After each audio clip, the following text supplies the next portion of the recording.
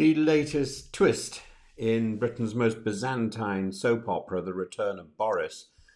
Once again, there's hushed talk in Westminster bars and the darker corners of Telegraph columns that Boris Johnson, the tousled titan of Tory populism, might be summoned from his political purgatory to save the Conservative Party from electoral annihilation. Cincinnatus, you are needed, but the latest YouGov polling delivers a sharp rebuke. Probably not. Only 15% of the current reform supporters say they would prefer Johnson to Farage as Prime Minister, and let's be blunt, that's not a margin, that's a rout. Even among those who say Johnson was a good Prime Minister, a majority of reform voters, notably, would still stick with Nigel Farage, and that reveals something deeper. This is no longer just about leadership style, it's about ideological ownership. Reform is not yearning for a return of the old landlord, they've redecorated. Yet Johnson remains popular among some Conservatives, and some reformers nostalgically remember the 2019 landslide, Brexit triumphalism and the get stuff done energy of his premiership. But that doesn't translate into political reabsorption.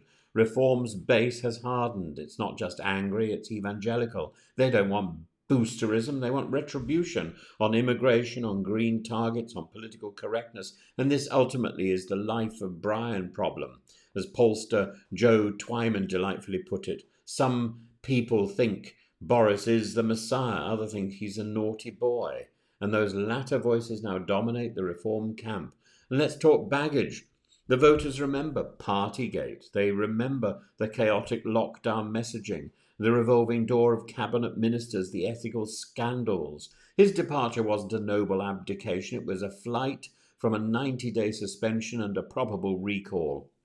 And in that context, the fantasy of a Johnson resurrection involving readmission to the Tory candidates list, selection, election, and then a leadership battle looks more like political necromancy than strategy. And even among Conservative MPs, there's little appetite for his return.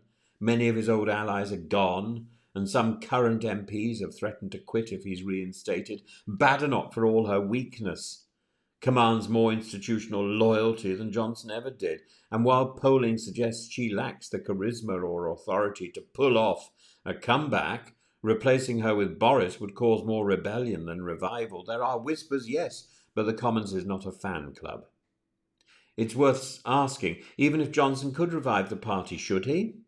The country is no longer in the mood for Johnsonian boosterism. We face tough choices, fiscal strain, immigration dilemmas, the energy transition. A Prime Minister known for his bluster, slogans, unfinished projects might not cut it in an age demanding sobriety and seriousness.